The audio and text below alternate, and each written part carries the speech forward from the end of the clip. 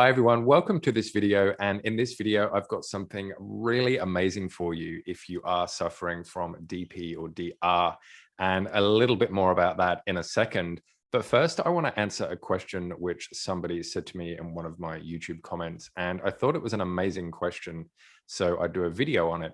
And the question is, why are there people that go through a lot of stressful situations in their life, maybe even on a daily basis, and they don't experience DPR? How do they differ from us, the people that dissociate and have DPDR? So that's a really, really amazing question. So in this video, I'm going to talk about why some people have stress and don't get DPR, while others have stress and do get DPDR. And please stick around to the end, because I'm going to give you a really amazing thing that you can do to start improving your DPDR right now. For those that are new to my channel, welcome. My name is Dan, and I do help people overcome their DPDR using neurocoaching techniques. And if you do find the video even the tiniest bit useful, or you do like it, then please give it a thumbs up and subscribe to the channel. Let's talk about stress. So stress is normal. Stress is very natural. Stress happens to even the most Zen-like Buddhist monks at some point in their life. Stress happens when you feel overwhelmed, feels like you can't cope, you're worried about something that could happen, or when you feel you have no control over something. You could have too much work, got a job interview, you're about to do an exam, you're about to have a difficult conversation with somebody, or you have to do something that you don't want to. So why does stress cause DPDR in some people, but not in others? It's really important to understand that stress isn't anxiety, but it can enhance your anxiety. Stress isn't anxiety, but stress and DPR have some of the same symptoms, such as anger, worry, sense of hopelessness, and they're all caused by a stressor or a trigger. Anxiety is excessive and prolonged worry about a lot of things, even if there isn't a stressor to trigger it. So if you already have DPR, the chances are that you're already anxious. So when a stressful situation comes around, all that is going to do, it's going to feed into your anxiety, and that is going to feed into your DPDR. But for somebody who doesn't have anxiety, if they do get stressed, then there's nothing for that stress to feed into. This is the main reason why some people experience DPDR when they're stressed and others don't experience. It's essentially whether you've got the DPDR in the first place. You remember that thing I told you earlier about the thing that you can do right now to help with your DPDR? Well, I'm going to explain that to you, and it's not going to be acceptance. It's not going to be just putting up with it. It's not just going to be, thinking that the thoughts can't hurt you and all that type of stuff. I'm talking about something that can literally help you right now to help you with DPDR. So let's get into that. Okay, everybody, this is just a fact that people with DPDR tend to think about it a lot. They think about why they have it, how to cure it, what does it mean? And one of the really funny things here is that when they aren't experiencing DPDR, they sort of have to check in with themselves to see if they're okay, to see if this is real, or to see if this is just part of the DPR, which is making them feel better. And what that does is it brings the DPDR back, because you're worrying about if it's real or not. So your mind sees that worry as a threat. The threat brings back the anxiety, and with the anxiety comes the DPDR. They are always thinking about it. The more you do something, the better you get at it.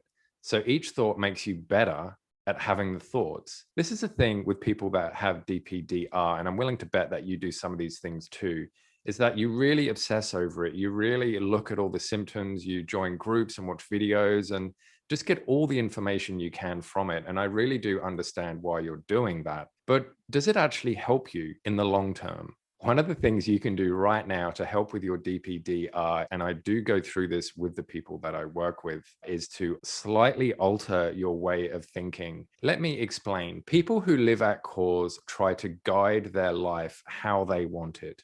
They cause it. People who live at effect, they are at the effect of everything around them. If we're not aware of these two things, we tend to default to effect. We blame other things or other events or other people. We make excuses about how our life is, or we're in denial about some of the problems we have or how our life is. But if we are aware of this cause and effect way of thinking, we can choose cause. And what cause does is it makes you have ownership. It gives you accountability, and it gives you responsibility for your life. Are you just going to spend months watching videos about DPDR and not act on any of the advice? Are you going to live at effect? Or are you going to take charge, act on the advice, and be the cause of your recovery? Live a cause. It's all about choice and knowing that you have a choice. And right now, you might be thinking, well, Dan, that sounds great, but how the heck do I do that? I'm going to give you some examples of effect thinking and cause thinking, and I want you to be able to see the amazing power and difference between the two ways of thinking. So effect thinking is I can't. Cause thinking is I choose not to. So for example, I can't recover. I can't do this. Whereas what you should be saying to yourself is, I choose not to recover. I choose not to do this, because it is a choice. Recovery is possible. I hope, or I wonder. I hope I get better. I hope this happens. But cause thinking is, I wonder how I can get better. So can you see the difference there? Hope is just leaving it up to chance. Wonder is taking control of your life. It's too hard, I'm learning. So a lot of people might say recovery is too hard. But if you change that and flip that around and go, I'm learning to recover, it gives you a sense of power and empowerment. This shift in thinking that you can do right now is dramatically going to help you with your DPDR, because you're going to start to realize that you have a choice in things. You have a choice about whether you choose to get better or not. You have a choice about the way you think about getting better and what you actually do about getting better. You need to recognize that if you want to recover, you might need to change your thinking. This different way of thinking makes you responsible for your life, to be the cause of it. It'll take work. It could be challenging and you'll learn a lot, but you'll definitely be recovered from your DPDR and you'll understand yourself so much better. My friends, I really do say this with caring and with love in my heart to you, because I do know what it feels like to have DPDR, and it really sucks. But if you just sit around, lying around your couch all day, or complaining about everything and just whinging about stuff and blaming everybody and everything else for all of your problems, then you're not going to get anywhere, are you? You really have to take control of your life. You really have to live at the cause part of your life, not at the effect part. Stop letting everything affect you. Start to be the cause of everything. So take charge of your life. And once you do this, once you change this mindset, saying things like, I choose not to do this instead of I can't do this, it might feel a little bit weird at first, but once you do start this shift, then that's the first step towards recovery. And it's really going to help you, because you're going to start to understand that you do have a choice. You have a choice about this. And the quicker you learn that, the quicker you're going to make the decision to actually start implementing all these tips and things that everybody's giving you, maybe to actually reach out to help and, to sort of speed the process along, or to do whatever you need to do to recover. And I promise it is possible to recover from DPDR. There are lots of success stories out there, including myself. So I really hope you've liked this video, and I hope it's given you a little bit of hope and you've learned something from it. And until next time, everybody, I will see you all in the next video. Bye for now.